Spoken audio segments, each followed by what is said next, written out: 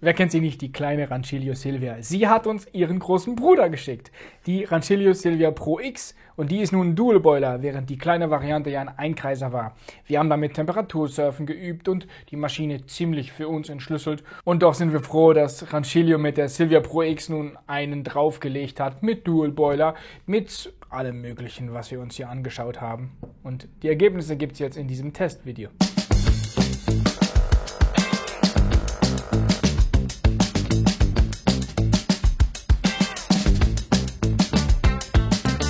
Wir kommen zur 344. Rancilio Silvia, diesmal aber zum ersten Mal keine kleine Einkreiser-Espresso-Maschine in einem Homebarista-Kurs, sondern ein Dual-Boiler. Hattest du die Maschine schon im Dual-Boiler, im Homebarista-Kurs? Ja, hatte ich schon.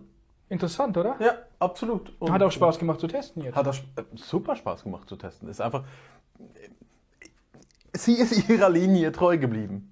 Ja. Das muss man wirklich sagen. Also zumindest was die Ästhetik angeht. Absolut. Sie hat ihre etwas in die Jahre gekommene, aber trotzdem kultige Art und Weise hier zu stehen. Sie ist ein bisschen größer geworden, sie ist ein bisschen dicker geworden, aber ja, sie ist halt erwachsen geworden. Sie ist erwachsen geworden und hat Funktionen zugelegt und ja, man erkennt aber, es ist eine Rancilio Silvia. Ja, aber absolut. Es ist eben jetzt kein Einkreiser mehr, sondern es ist ein Dual-Boiler mit 2 Vibrationspumpen, mit der Möglichkeit, eine Präinfusion einzustellen und ja noch mit allem Möglichen, was sie so kann, was sie auszeichnet, was sie auch auf jeden Fall besser macht als natürlich das Einkreiser-Modell und dennoch gleichzeitig, wenn wir das so preislich einordnen, immer noch ein relativ günstiger Dual-Boiler, oder? Absolut. Also ich meine, in der Schweiz kriegt man sie irgendwo so bei 1700 Franken. In Deutschland habe ich was gesehen, irgendwo so mit 13, 14, 1500. So um den Dreh, wobei 13 glaube ich schon eher so 14, 15, 16, so. Da sind wir Schweizer dann auf dem gleichen Level wie in Deutschland, so plus minus. Und ich meine, such dir mal einen guten Zweikreiser für den Preis. Absolut. Und hier kriegst du einen Dual-Boiler, der ja ein bisschen was von Akustik einer Pauke hat, aber nur wenn man dran klopft. Das muss man nicht tun. Direkt wieder im Fastnachtsmodus, hier auch schon vor dem Intro. Michel, bevor wir so richtig reingehen, einmal die Maschine durchsprechen. Das wird ein Testvideo. Wir machen als KaffeemacherInnen immer wieder Testvideos, aber wir machen auch Tipps- und Tricks-Videos. Das heißt, wenn ihr dem Kanal noch nicht folgt, dann macht das doch. Dann lernt ihr alles Mögliche über Kaffee und gleichzeitig schauen wir uns immer wieder auch neue Maschinen an. Und gleichzeitig haben wir dabei den Anspruch, nicht nur die Maschine zu testen, sondern auch herauszufinden, wie kann eine Maschine bestmöglich bei euch performen zu Hause. Das haben wir übrigens mit der Silvia ja auch damals gemacht, mit der kleinen. Das haben wir jetzt mit der ja auch gemacht. Das machen wir ja mit jeder Maschine. Und dennoch, manchmal finde ich, gelingt es noch besser herauszufinden, wie man sie bestmöglich... Und ich freue mich schon auf alles, was wir heute releasen können. Genau, weil wir auch so viel rausgefunden haben. Wirklich. Und fangen wir doch mal mit den Facts an, so was die Maschine mitbringt. Ja, mach mal. Sie hat einen 1 Liter Dampfboiler, sie hat einen 0,3 Liter Espresso-Boiler, sie ist 20 Kilo schwer. Und dann hat sie einen Wassertank von rund 2 Liter, ein bisschen mehr haben wir reingekriegt, 2,2. Plus Schlauchgedöns. Plus Schlauchgedöns. Ja, das ist ein bisschen schade. Kommen wir gleich zu. Kommen wir gleich dazu. Genau. Sie ist 25 cm breit, also relativ schmal, 39 cm hoch, 42 cm tief. Ohne Siebträger, mit dem Siebträger 51. Finde ich übrigens eine super schöne Information, die uns der Gonzalo da immer raussucht. Super. So, weil, es ist ja für euch relevant. Also meistens sind die Theken ja 50, manchmal 60 tief. 60? 60 in der Regel. Ja. Also da ist das jetzt zum Beispiel so eine Maschine, wo der Siebträger nicht über die Arbeitsfläche hinaus reicht. Ja, je nachdem, wie weit das man nach hinten Je nachdem, wie weit man nach hinten will. Absolut. Ich finde einfach, ich hab das in der alten Akademie so erlebt. Weil da hatten wir mobile Tische, die wir dann zwischendurch eingesetzt hatten und die waren nicht so tief.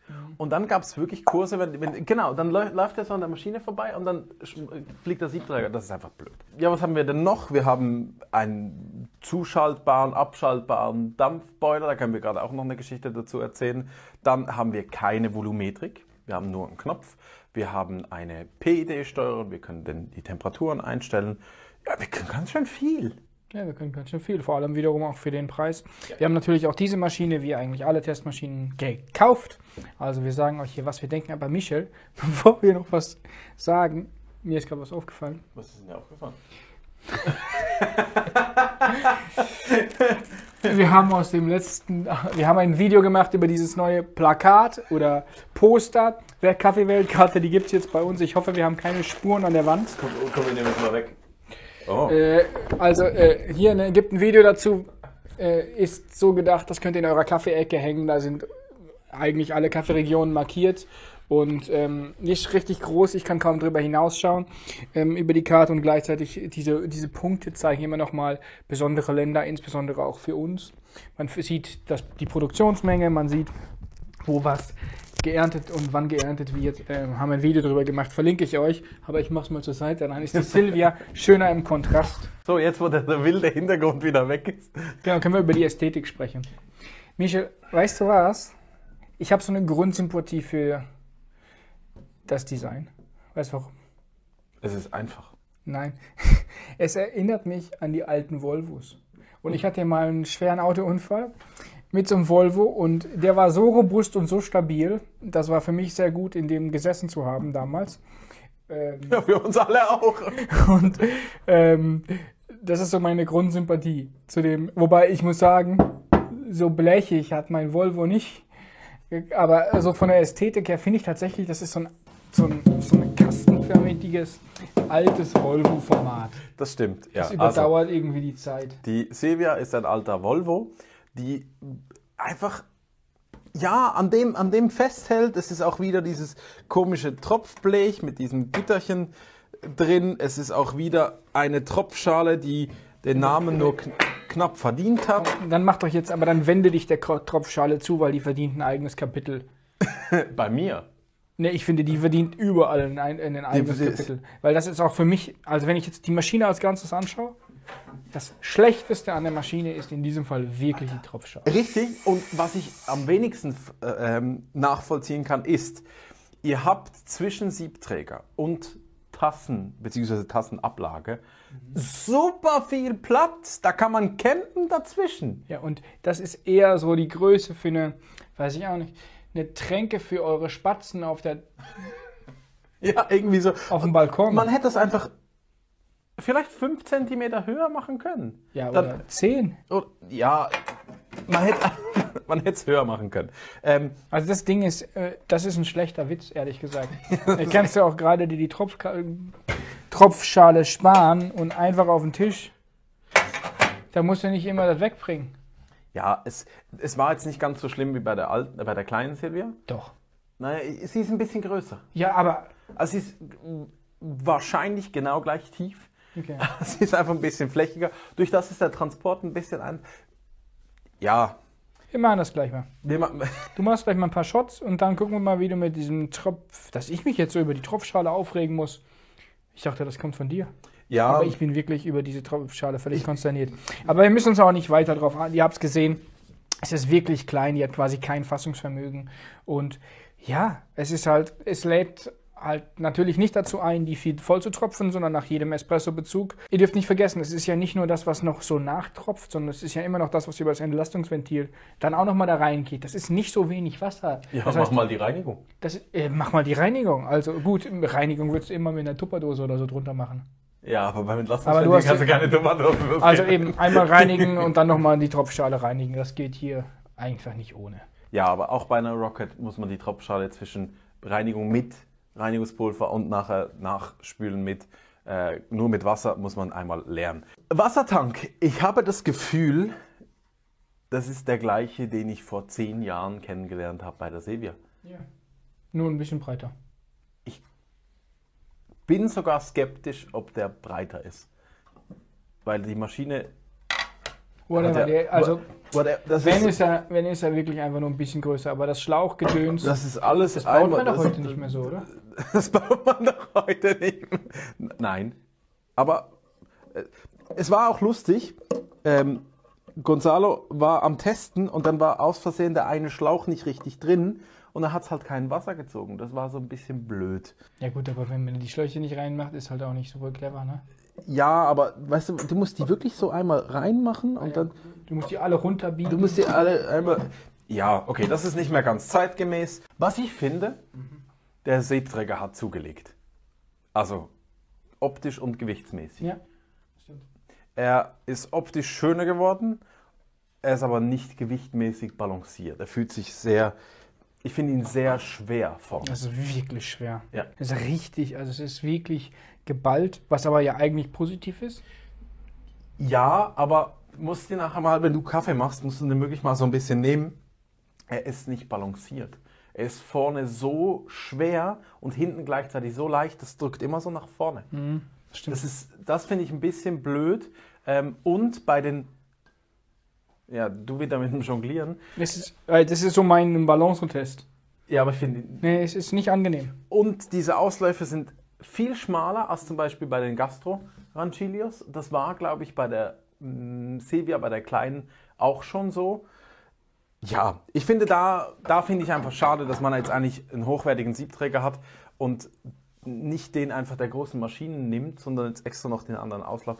Ja, Michel, bevor wir dann auch gleich zum Brühen kommen und zu den Funktionen, wir sind ja noch im äußeren Bereich, wir haben jetzt den Siebträger angeschaut. Es gibt noch ein bisschen mehr Material, es gibt Siebe, es gibt einen Temper. Wie sieht es damit aus? also es kommt einmal so eine Box mit. Muss man jetzt auch sagen, funktionell. Ich glaube, es passt zur Maschine. Es passt, es ist alles, also die ganze Verpackung ist alles super funktionell. Es ist alles sehr funktionell und nicht wahnsinnig jetzt Genau, durchdesignt. es ist noch Folien drauf, die man erstmal abziehen Wenn muss. ich das und vergleiche mit der Profitec, da sieht man, das war denen wichtig. Und Ja. hier ist es so, nee, man will jetzt dafür nicht viel Geld ausgeben, sondern das Zeug ist einfach da drin in der Plastiktüte fertig. Dafür ist der Temper aber okay. So. Richtig. Es ist kein Plastiktemper mehr. Es ist kein Plastiktemper mehr. Das ist gut. Und dann kommt hier einmal Blindsieb, das ist halt so eine Gummischeibe. Auch das finde ich jetzt. Und dann gibt es einmal Reinigungstabletten, das finde ich jetzt auch nicht so schlecht. Das finde ich schwierig. Ein Kakaolöffel. Ein Kakaolöffel, einmal Einersieb und einmal Reinigungs... Also sehr, sehr zweckmäßig. Das Sieb ist klein angegeben, fast aber easy peasy. Ich frage mich manchmal, ob wir anders wiegen. Ja, also offiziell ist es ein 14er Sieb, oder? Ja, 18 Gramm, ganz klar. Wir trinken nachher den Mami und ich habe 18 Gramm genommen. Ich hätte sogar 18,5 nehmen können, aber bin grundsätzlich ein Freund von lieber ein bisschen weniger. Vielleicht Aber malen die auch gröber. in Italien. Bei Ranchillo. Okay, lassen wir so stehen. Wir würden euch grundsätzlich bei den Standardsieben, die mitkommen, rund 18 Gramm Und sonst, wie sind die Siebe? Sehr solide. Ich finde die echt schön geschaffen. Guck, die gehen schön gerade runter. Das gucken wir uns ja nochmal genauer an, wie die genau alle gestanzt oder gelasert oder gelocht sind. Das ist ja nochmal ein anderes Thema, ein Einzelthema, was wir nochmal anschauen wollen. Aber hey, schön, ich glaube, das sind die wichtigsten Sachen zum Äußeren, Michel, oder? Für den Ja. Moment. Sag mir noch ganz kurz, wie steht es um die berühmt-berüchtigten scharfen Kanten? Also, das Ding ist, sie ist ja oben so gefaltet. Und das fühlt sich Das ist gut erstmal eigentlich clever, ne? Genau. Und dann gibt es aber Kann man diese... nämlich verstecken. Da kann man es ein bisschen verstecken. Und dann gibt es diese Übergänge. Und Das ist wirklich... Ja. Das ist vor allem einfach auch... Ist es auf beiden Seiten gleich? nein, Spaltmaße sind 1 mm ist gleich 2 mm. Ich meine, habe ich jetzt die ausgemacht? Die ist einfach hier nicht... Die ist ja nicht... Die müsste da einfach weiter zusammen sein. Ja, dann tut es auch nicht weh. Es ist jetzt so, das ist so grenzwertig. Vorne ist es gut, da tue ich mir nicht weh. Ich finde es nicht scharf. Also ich finde auch wenn ich jetzt hier... Das Habe ist ich irgendwas okay. Falsches gedrückt? Nein, ich glaube, sie hat einfach gepumpt. Ich finde jetzt auch da, die Falls, das ist echt alles in Ordnung. Ja. Also das ist gar kein Thema. Nur diese Übergänge finde ich ein bisschen blöd, aber Ja, sonst... Aber sonst, also würde ich sagen, haben wir schon ganz andere Sachen gesehen. Ja. Und Michel, ich würde sagen, das war ja wirklich alles Äußeres. Wir kommen jetzt ja zur Kernaufgabe der Maschine. Und damit wird es richtig interessant. Jetzt Genau. kommen wir nämlich dahin, wo die Maschine stark ist. Nämlich Kaffee machen, Kaffee brühen, Temperaturkonstanz und Strom verhalten. Und das ist das nächste Kapitel. Absolut. Beginnen wir mit dem Strom. Da hat sie wirklich halt einen ordentlichen Benchmark gesetzt und wir waren ein bisschen erschrocken. Ich hole ganz kurz ein bisschen aus. Das kennt ihr ja alle, die unsere Videos regelmäßig gucken. Wir Vor allem holen, die Formulierung, ich hole ganz kurz ein bisschen aus. Ja, was hast du denn gemacht jetzt? also, Die Situation war die folgende. Gonzalo und ich haben die Maschine ausgepackt, haben die getestet. Ich habe zu Gonzalo... Im Dezember 2022. Damals im Dezember 2022. Ich habe dann Gonzalo gesagt, mach doch noch eine Messung ohne Boiler, weil wir müssen ja wissen, was die Maschine, wenn man den Boiler abschalten kann, was die denn für Strom braucht. Und dann haben wir in der Bedienungsanleitung gelesen, wie man denn den Boiler abschaltet und haben das nicht gefunden, nicht bewusst gefunden. Und dann habe ich gegoogelt, ich habe YouTube-Videos geguckt, ich habe es nicht rausgefunden. Und dann waren die Tests vorbei und ich war so überrascht, weil die Maschine hat grundsätzlich schon wenig Strom verbraucht. Aber man muss dann vielleicht auch sagen, bis dahin habt ihr auch keine Milch geschäumt. Richtig. Sonst wäre dir ja was aufgefallen. Sonst wäre uns was aufgefallen. Dann waren wir so bei 0,13, 0,14 Kilowatt pro Stunde. Das richtige Format nehmen, sonst kommt Tobi wieder. Ja, nicht nur Tobi. Nicht nur Tobi. Das war dann so, boah, super, mega wenig Strom. Ich finde es auch positiv. Es ist unabhängig davon, dass du jetzt gleich sagen wirst, der Boiler war ja gar nicht an, ist es ja auch super. Also ich finde, es ist ja auch wenn man dann weiß, dass der Boiler nicht an war, Richtig. ist es positiv. Also ich meine, das ist 0,03 plus minus mehr als ein Thermoblock für Espresso-Brühen. Das ist doch super. Das ist super. Mit dem 0,3 Liter Boilerchen perfekt. Und dann... Du hattest nochmal, um das auch wieder ins Verhältnis zu setzen, du hattest dann schon 5 Espressi-Doppelshots gezogen. Also, Richtig. Ne, wie auch bei den Thermoblocks natürlich und so weiter. Vom Feinsten. Und dann hast du gemerkt, die Maschine hat ja eine Funktion, man muss den Boiler anschalten. Ja. Und das fand ich mega frech. Ich weiß nicht, wie bewusst dass das Rancilio so macht, aber ich fand es mega frech, dass eigentlich ich die Maschine auspacke und der Dampfboiler ist standardmäßig einfach nicht an. Super. Weil das mal einmal umgedreht. Nicht, ich muss ihn ausschalten, sondern einmal so, eigentlich brauchst du ihn ja nur, wenn du ihn brauchst. Jetzt hoffe ich, bekommen wir nicht als Rückmeldung hier zurück. Normalerweise ist der immer an. Aha, Nur gut. bei euch war Nur er bei aus. euch war er aus.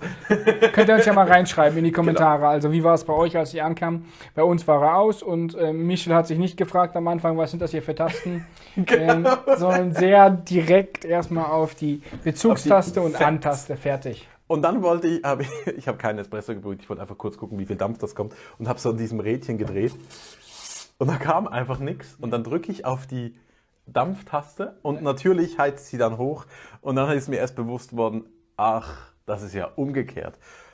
Das finde ich frech gelöst, weil einfach, ich habe mir dann gewünscht innerlich, ich wusste, das ist ein Liter Dampfboilergröße, darum wusste ich auch, es dauert nicht nur 30 Sekunden, weil das wär dann super cool zu sagen, zack, Knopfdruck, 30 Sekunden Dampf.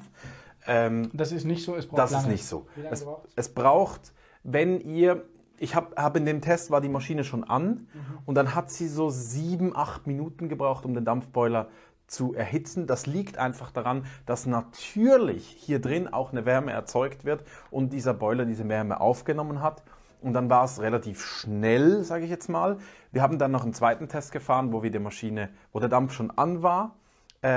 Ausgeschalten, einmal einen Tag gewartet. Schön Also ausgekriegt. die Maschine war aus, Ja. aber sie war so eingestellt, dass wir, wenn wir sie anmachen, die Dampfleistung direkt mit oder der Dampfboiler direkt mit aufheizt. Richtig, und dann braucht ihr 11 Minuten für alles, für das Gesamtpaket. Für das Gesamtpaket. Und dann ist der Stromverbrauch, um das Stromkapitel abzuschließen, wie? Bei 0,24. Ja. Und damit sind wir immer noch tatsächlich besser als die meisten Zweitkreiser, erstaunlicherweise.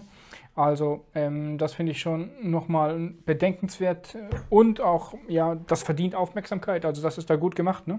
Und, Für so ein Volvo. und dieser Volvo ist in 11 Minuten da. Ja. Dieser Volvo macht euch in 11 Minuten 2 Espressi und 2 Cappuccini. Genau. Das ist jetzt das nächste Kapitel. Also Strom haben wir abgeschlossen. Ja. Aufheizverhalten wollten und mussten wir ja challengen, weil natürlich auch da unterschiedliche Erfahrungen mit der Maschine gemacht wurden und die Maschine ja auch schon selber sagt, ich bin früher bereit. Richtig, es gibt auch, ich habe auch Videos und auch Texte gelesen, wo stand nach 5 Minuten, das reicht nicht. Also es reicht, damit die Maschine euch signalisiert, ich bin parat. Ja, es ist eigentlich schon nach 3 Minuten zeigt ihr mir schon 93 Grad. Aber bitte brüht dann keinen Kaffee, weil der ist echt nicht lecker. Also ihr brüht dann irgendwo bei 70 Grad. Das wäre so in der Grenze zum Cold Brew. Ja, also wir sind dann auf jeden Fall unterwegs im Bereich von Kompromisskaffees. Das haben wir auch gemessen. Wir haben dann nach 5 Minuten schon einmal unsere Temperaturkurve gefahren und ihr seht das hier. Also ihr seid da wirklich noch weit entfernt. Ja, es war dann so, sie hat dann die erste Brühung so eben bei den 70 und dann kämpft sie sich hoch so auf 80, 85. Zweite Brühung. Bei der dritten steigen wir sehr tief ein und brühen dann aber am Schluss irgendwo so bei 2,93 und die vierte überschießt. Und die vierte und fünfte überschießt dann, also sie ist dann noch in so einem Modus, ich bin im Aufheizen. Ja, und es wird immer mehr und es wird immer höher und sie schießt dann auch über die Zieltemperatur hinaus. Ja. Und das muss man sagen, jetzt könnte man sagen, ja, vielleicht macht die Maschine das immer. Nein, aber wir werden gleich dazu kommen. Im Prinzip ist die Maschine super in der Lage, eine schöne, konstante Temperatur zu erreichen, aber eben nicht noch in der Aufheizphase, garantiert nicht nach 5 Minuten. Wie ist es denn nach 10 Minuten? Nach 10 Minuten brauchen wir haben da, wenn wir die Erfahrung machen, dass diese 20, also eben nicht dieses 25-Minuten-Protokoll, sondern die Maschine schneller heiß. Ist meistens das Problem, der Siebträger ist noch zu kalt. Das heißt, da gibt es einen Spülshot, der dauert 20 Sekunden, um den Siebträger aufzuheizen. Und dann ist die erste Brühung auch wirklich schon plus minus im Range. Das macht echt schon Spaß. Da könnt ihr den ersten Kaffee nehmen.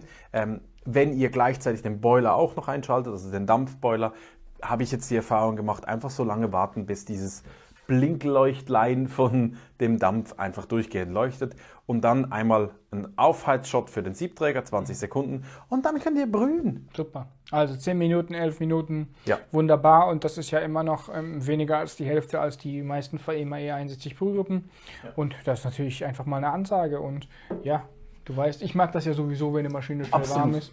Und dann haben wir noch was anderes rausgefunden und das fand ich dann super spannend. Genau, wir haben ja dann den Stresstest gemacht. Richtig, wir gehen dann aufs WBC-Protokoll und bei unserem Protokoll, beim 25 Minuten klassischen Protokoll, da seht ihr auch, da war sie so mal ein bisschen heißer, mal ein bisschen kühler und arbeitet sich aber so stückchenweise relativ hoch. Also sie überschießt in der Temperatur, Zieltemperatur ist eingestellt, was hast du eingestellt, 93? 93 Grad und dann schwanken wir drumherum. Sie weiß nicht recht, ich muss jetzt nachheizen, dann ist ein Bezug drunter und dann ist der nächste wieder drüber. Und das Schöne ist, wir machen jetzt bei allen Dual Boiler ja das WBC-Protokoll. Und das WBC-Protokoll ist erstens mal, die Maschine muss eine Stunde gelaufen sein, also die muss richtig heiß sein. Und dann macht ihr eine Brühung nach 10 Minuten, nach 5 Minuten, nach 2 Minuten, nach 1 Minute und am Schluss wartet ihr noch 10 Sekunden plus diese 25, 30 Sekunden noch Vorbereitung für Mahlen, Temp, was auch immer. Und die Maschine hat so einen richtigen Stärkebereich, weil sie einen Ruhemoment braucht. Richtig. Und darum, weil wir das rausgefunden haben, dass sie halt wirklich das nicht mag, sobald es zu schnell wird, haben wir das gleiche Protokoll nochmal gemacht mit 1,5 Minuten Wartezeit. Weil wir effektiv gesehen haben, in diesem Bereich der 10, 5, 2, 1 Minute Brühung, das ist echt krass. Hey, und das finde ich jetzt eine super spannende Erkenntnis. Also, wenn der Rhythmus schneller ist als 1,5 Minuten, dann kommt das dieser Maschine nicht entgegen. Ja. Und wenn ihr aber 1,5 Minuten lasst zwischen den Shots, ist sie wirklich erstaunlich konstant. Und das seht ihr hier. Also die ersten 6 Bezüge in dem Profil, wo sie eben mehr Zeit hat, die sind alle gleich. Ich finde schon eine interessante Thematik, wie die Kurve sich in der Kurve verhält. Das können wir nur kurz noch anschauen, aber die Konstanz ist dann einfach da. Das ist wirklich erstaunlich. Das ist richtig, richtig krass. Und das haben wir uns dann genommen und gesagt, okay, dieses Learning nehmen wir wieder ins normale Protokoll, haben das 25-Minuten-Protokoll nicht mehr gemacht, sondern das 11 Minuten, beziehungsweise 10 Minuten, beziehungsweise 8 Minuten Protokoll. Also wir haben wirklich wie verrückt gemessen, aber Quintessenz ist bestätigt sich. Quintessenz bestätigt sich. Es war noch lustig. Sie hat dann so die ersten 2, 3 Brühungen, wo sie noch so ein bisschen steigt und dann zieht sie aber eine Linie. Und wenn ihr also wirklich das als Regel für zu Hause, 1,5 Minuten ist nicht viel. Also ihr müsst ja noch servieren. Also 1,5 Minuten für 2 Espressi, ein Doppelshot. Inklusive Mahlen und allem drum und dran. Dampfboiler, Milchschäumen könnt ihr alles parallel machen. Ist ja ein Dual Boiler, ist ja unabhängig voneinander. Gar kein Thema. Und denkt einfach, wenn ihr zum Beispiel zu Hause Gäste habt und die müsst mal 6 Espressi machen, dann Espresso extrahieren, auf Teller stellen, Löffel drauf, zu euren Gästen bringen, kurz zum Wohl oder was auch immer sagen, ich weiß doch nicht. Und dann wieder an die Maschine gehen und dann seid ihr sofort bei den 1,5 Minuten. Und dann ist es echt beeindruckend. Mega geil. Michel, das ist doch jetzt eine spannende Erkenntnis für mehr Bezüge, aber fass mir doch noch mal kurz zusammen. Ich bin alleine zu Hause. Ja. Ich will mir meinen Doppelshot machen. Ja. Ich mache die Maschine frisch an. Was soll ich jetzt tun? Du kannst dir auch ein 8 Minuten Protokoll nehmen und einfach sagen, 8 Minuten warten, 20 Sekunden Siebträger spülen, Kaffee zubereiten, brühen, schmeckt. Also, Das passt. dann bin ich da. Da bist du da macht's Spaß. Das notieren wir uns, das schreibe ich auch in den Blogartikel, den findet ihr unten wieder verlinkt. 8 Minuten warten. Mit schön Dampf 11. Mit Dampf 11. Oder einfach so lange wie der Dampf. Nach 11 Minuten kann ich dann Aus dem kalten den Dampf Zustand. beziehen, genau. Ja. Und einmal spülen, damit der Siebträger, dieses wirklich massive Teil, richtig durchgewärmt ist. Und dann erst den Espresso beziehen und dann seid ihr schon ziemlich da. Und damit muss ich sagen, Chapeau, Rancilio Silvia X Pro. Ich meine, wir sind ja Pro X. Wir sind ja von der kleinen Schwester einiges gewöhnt in Sachen Temperatursurfen. Das ist jetzt Aber auf jeden Fall Espresso eine andere konnte die Liga. schon. Die konnte das natürlich schon. Die konnte schon Espresso und die kann das jetzt auch super und hat ja gleichzeitig diese 2 Vibrationspumpen, eine für den Dampf, eine für den Kaffeeboiler und ja, macht Spaß. Michel, du sagst das jetzt hier so optimistisch mit dem Espresso Candia. Ich würde schon noch sagen, den Beweis musst du jetzt nochmal antreten. Deswegen machen wir jetzt Espresso.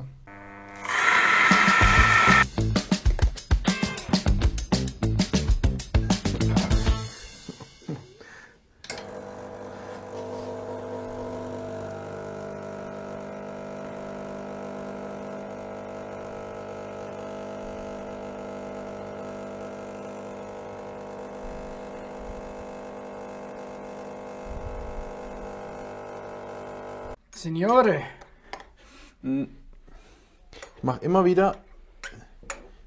danke, dass du dich ums Rühren kümmerst auch. Ja, dann kann ich Nachdem den ich Löffel letztes selbst. Mal so eine Sauerei wieder gemacht habe. Ja, schön. Ich habe gestern das Video fertig geschnitten über diesen Kaffee. Und, also du hast Mami gemacht, ne? Ich habe Mami gemacht. Und ich finde es so faszinierend, diese Geschichte, dieses Land, die Menschen, auch seine Arbeit als Pionier. Ich kannte keinen Kaffee aus Guinea, bevor ich Mami kannte. Ja. Und fein Robusta, fein Canephora sowieso nicht. Und das ist jetzt ein 100%iger Robusta. Genau. Als Espresso geröstet. Du hast ihn recht lang gezogen und ich finde ihn so süß, so dicht in der Textur. Er war jetzt ein bisschen zu lang, lustigerweise. Aber was heißt so lang? Also er war jetzt 27, 28 Sekunden. Du magst ihn kürzer, oder? Nee, von der Extraktionszeit, ich mag ihn eher bei 25. Das Ding ist, also 2 Sachen. Erstens, wenn ihr euch Apas und Dreispitz gewohnt seid vom Mahlgrad, dann müsst ihr auf jeden Fall feiner gehen. Und das Zweite ist, ich finde den Kaffee einfach geil bei 1:2 bis absolutes Maximum 1:2,25 Getränkeverhältnis. So, und das ist jetzt einfach ein sehr schwerer Kaffee. Viel Textur, viel Dichte und sehr Toffee-artig. Ja. Ne? Und Also super schokoladig süß. Aber weißt du so, hast du mit Vorbrühen gebrüht? ich habe nicht mit Vorbrühen gebrüht. Also erstes Mal, Keine Frage. keine Frage. Espresso macht mega Spaß, ist super lecker, ist konstant, macht Spaß. Genau, wir hätten die Möglichkeit, eine bis zu 6 Sekunden dauernde Vorbrühung zu machen. Was ich jetzt bei dem Kaffee ohnehin nicht machen würde, Nein. würde ich nicht, brauche ich nicht. Ist ein ganz eigenes Thema, müssen wir noch mal im Einzelnen besprechen, Extraktionsverhalten von Robustas. Aber wir können das einschalten. Ja. Wie funktioniert es? Also es ist ja nicht eine zweite Pumpe und die Pumpe springt auch nicht an. Ne? Die Pumpe springt nicht an. Also sie hat 2 Pumpen, aber die eine ist nicht für Für das. die Vorbrühung. Genau, also man hört das auch, wenn man die Vorbrühung anmacht, dann ist es so ein Knopfdrücken und da hört man eigentlich nichts. Man hört aber das Ventil. Und der Brühkopf sitzt ja hier oben, also die Brühgruppe, und dann läuft einfach Wasser, ganz wenig, das tröpfelt so ein bisschen auf den Kaffee. Und dann aber erst nach den besagten 1, 2, 3, 4, 5 oder 6 Sekunden geht wirklich der Druck los. So, das kann man einstellen, das können wir hier steuern, wie viel Zeit dieser Wasserbenetzungszeitraum eigentlich, wie lange der laufen soll. Maximal 6 Sekunden. Und dann geht die Vibra rein. Genau. Und kommt und dann müsst ihr nochmal eure Extraktionszeit da oben drauf rechnen. Richtig. Braucht aber dann gleichzeitig immer denken bei der Vibra, die braucht halt wirklich ihre 6, 7 Sekunden, bis sie auf vollem Druck ist. Natürlich auch bei der Vorbrühung. Also dann verlängert ihr die Extraktion eher nach hinten raus. Grundsätzlich eine Vorbrühung ja nichts Schlechtes für den Kaffee. Ja, was Positives. Was Positives für den Kaffee? Was ist der Effekt von der Vorbrühung? Wir wollen einmal alles schon benetzen. Ne? Wir wollen wirklich... Also man kann sich das so vorstellen, eigentlich trockener Kaffee, der stößt ja Wasser ab. Der ist gar nicht so offen für neues Wasser, der ist eigentlich wasserabweisend. In dem Moment, wo wir das Kaffeepulver wie schon einmal angenässt haben, dann ist es bereit, neues Wasser aufzunehmen, ist im Prinzip auch extraktionsfähiger und durchlässiger. Und trockene Spots, die dann doch noch nach 4, 5, 6 Sekunden da sind, die neigen aber dazu, dann eben, also vor allem, wenn ihr ein bisschen feucht habt und ein bisschen trocken, ist es ziemlich gefährlich, weil die trockenen Spots dann dazu neigen, das Wasser wieder abzuweisen, so wie es trockenes Wasser grundsätzlich tut. Und damit habt ihr dann eine Gefahr von Channeling. Eigentlich ist Anfeuchten positiv, sinnvoll, weil man weniger Channeling hat. Man muss das sehr wohl bemerken oder beachten, wenn ihr die Mühle einstellt. Ihr müsst in der Regel immer feuchter gehen, wenn ihr mit Präinfusion arbeitet. Feiner gehen und habt dann eine höhere Extraktion. Das ist eigentlich auch positiv. Höhere Extraktion ist bei guten Kaffees immer interessant. Betonung liegt auf gute Kaffees. Ich habe von dir gelernt, gemahlener Kaffee ist grundsätzlich hydrophob. Ja. Der stößt Wasser ab und in dem Moment, wo wir eben diese Vorbrühung machen, können wir das aufbrechen, beziehungsweise den Kaffee wie vorbereiten auf, Achtung, du kriegst jetzt Wasser, du musst jetzt nicht abstoßen, sondern du musst mich reinlassen. Und grundsätzlich wäre es aber sinnvoller, das länger zu tun. Wenn man... Beziehungsweise sicherzustellen, dass wirklich alles durchnässt ist. Das ist so ein bisschen die Thematik. Weil eben sonst habt ihr einen Teil, der sagt, ja komm, her Wasser, und der andere Teil sagt, nee, Wasser bitte noch nicht. Ich möchte erstmal in Ruhe angefeuchtet werden. Und das ist eigentlich die Problematik. Das heißt, ich finde es total sinnvoll. Ich finde deswegen auch übrigens natürlich Vibrationspumpen eigentlich interessanter, weil nicht sofort diese ganze Wasserlast kommt und der volle Druck drauf geht. So, und das ist im Prinzip super. Ja. Ich verstehe nicht, warum das hier so nur 6 Sekunden sind, ja. Also, das wäre nicht blöd, wenn es jetzt 10 wären. Ja. Das würde auch noch helfen, weil dann können wir wirklich davon ausgehen, dass irgendwie so nach 8 bis 10 Sekunden unsere 18 Gramm im Siebträger wirklich auch alle feucht sind. Ich finde es spannend und ich würde einfach sagen, bevor wir jetzt zum Cappuccino gehen, machen wir doch nochmal einen gleicher Malgrad und gucken mal, was passiert mit 5 Sekunden Vorbrühung. Let's go.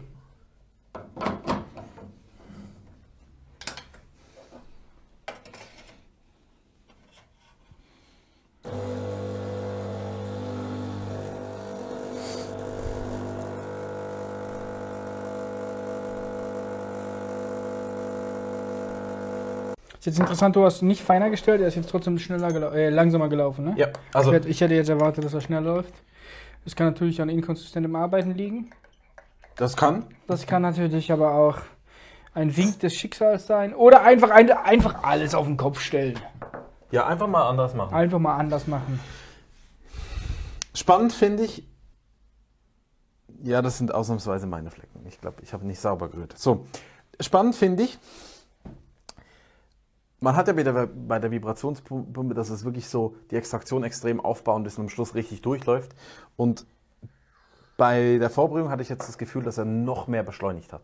Also er tröpfelt, dann fließt und dann schießt er wirklich durch.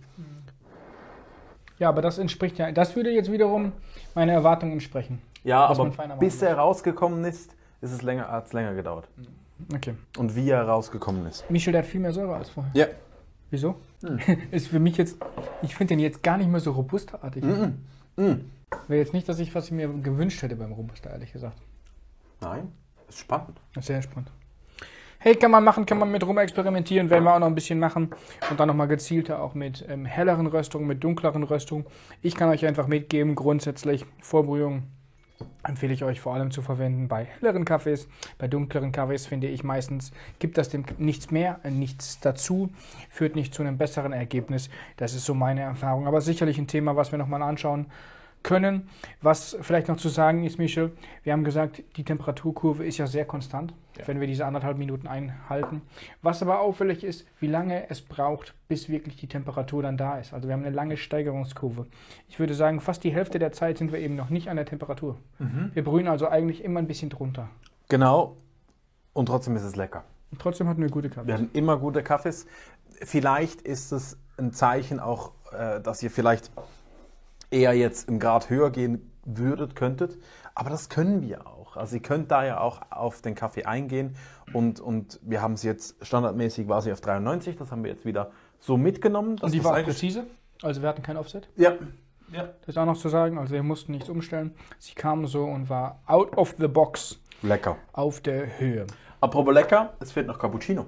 Ja, und da bin ich gespannt, wie du das heute meisterst. Denn das ist ja schon nochmal eine andere Geschichte mit dem Canephora. Ist immer nicht so eine schöne braune Decke. Ja, es ist einfach so ein bisschen marmorierter. Also, ein marmorierter Cappuccino bitte. So, du hast dir einen Schäumassistenten geholt. Ja, wenn er dann wieder da ist. Ja, ich brauche ja noch einen Teller für meinen Lappen. Vorbildlich. Kann ich das gleichzeitig machen bei der Maschine oder wie ist das? Ja, ist ein Doodleboiler. Mach doch. Ja. Wenn dann irgendwann auch Kaffee rauskommt, dann kannst du sogar was zeichnen. Vielleicht kommt kein Kaffee. Also, das reicht mir schon. Das reicht dir. Ja, es muss ja auch gut sein. Genau, ich habe mir heute Hilfe geholt. Ben ist der Kameramann. Und Felix zeigt mal, wie er mit der Sevilla schäumt. Michel, macht er das gut? Ja, hat's von Dario gelernt, wie ich. Als ich der erste an mich geschäumt habe, weil der ist ja Dario noch in den Kindergarten gegangen. Und? Wie schäumst du denn, Felix? Ja, nächstes Mal nehme ich einen Stuhl, aber sonst gut. Also nicht so schnell. Nee. Wobei man auch sagen muss, du schäumst jeden Tag mit fetten Boilermaschinen. Ja. Nein, aber also kann man mit schäumen. Also die Rollphase ist halt ein bisschen schwierig, weil dafür ist sie schon am unteren Limit, würde ich sagen. Er muss einfach noch ein bisschen mehr abkippen. Abkippen. Ja. Aber der Nachlauf, der ist ziemlich grenzwertig. Wie lange das die braucht zum Abschalten? Ja, weil wenn du zu schnell rausziehst, dann haust du dir ja die dicken Bubbles da rein. Ja, man zieht ja einfach nicht raus, das lernt man im Kurs. Das ist ungefähr so wie bei der Lamazocco GS3, die hat auch so einen langen Nachlauf. Ja, das hat sie. So, du kriegst jetzt Mami zum Zeichnen. Viel Spaß. Soll ich ein Passfoto von dir machen? Die Crema, die ist halt schon echt übel, ne? Dass du die richtig... Kaputt kriegst. Mhm. Reicht das noch fürs Gesicht? Klar, für das Gesicht reicht das immer. Hat halt auf die Nase bekommen. Felix, ich bedanke mich ganz herzlich für deinen Einsatz. Hast du eigentlich ausgeblasen? Natürlich. Ja, hatten wir doch mal einen Gast. Ja. Das Hat er okay gemacht, ne? hat er okay gemacht. Ja. Also das Muster ist so ein bisschen... Ja, weißt du, das ist halt schon der Unterschied. Ich meine, wir dürfen jetzt hier, auch in Kursen, dürfen wir einfach zeigen, was gerade geht, weil wir so viel Zeit haben, wie wir möchten. Und er muss liefern. Und Felix muss liefern. In der Gastro muss der liefern. Cappuccinos. Ich finde ihn gut aus, Cappuccino. Ist sehr karamellig, ne? Ja. Und Malz. Sehr malzig. Ich finde, ich gebe Felix absolut recht, sie schäumt gut, sie könnte ein bisschen mehr Leistung haben, aber das ist jetzt voll okay.